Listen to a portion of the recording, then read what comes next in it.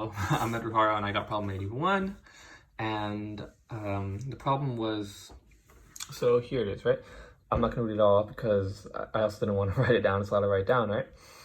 But basically, you're going to find the smallest change in average temperature that can be measured if the smallest time that can be reliably detected is 1 second. So, change.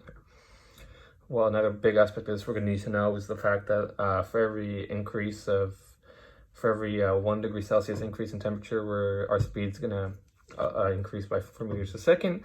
And most importantly, our distance of 8,000 kilometers is very important for us to find the time and our new velocities and everything.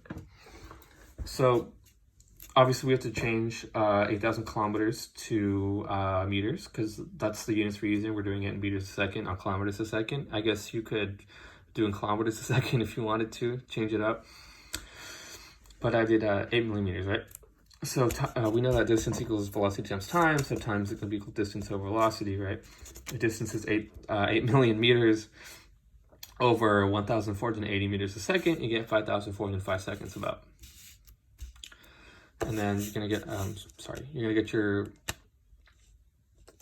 so before you find your second velocity, let me explain why you need to find that in the first place. So we know that the smallest time change that we reliably detected is 1 second, right?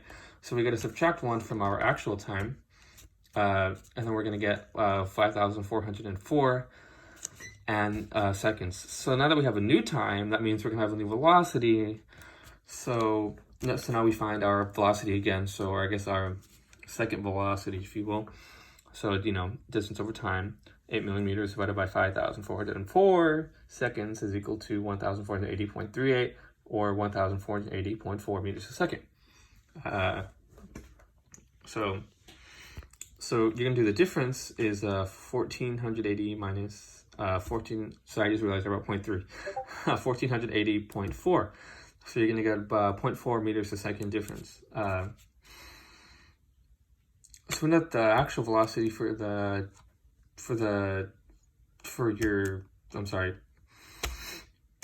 your temperature is going to be that. So then we rearrange this equation. I put velocity 0, but it's really your first velocity. So your change in velocity, or velocity 2 is equal to velocity 0 times temperature in Celsius.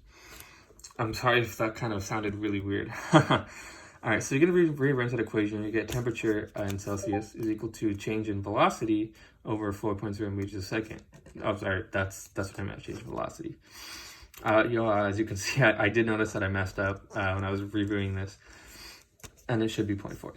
So you do your change of velocity, and the difference in the velocities was 0.4 meters a second, and then you're going to divide that by 4 because remember, for every degree Celsius change, it goes up by 4 meters a second. So that's how we're going to know how much it's changing by.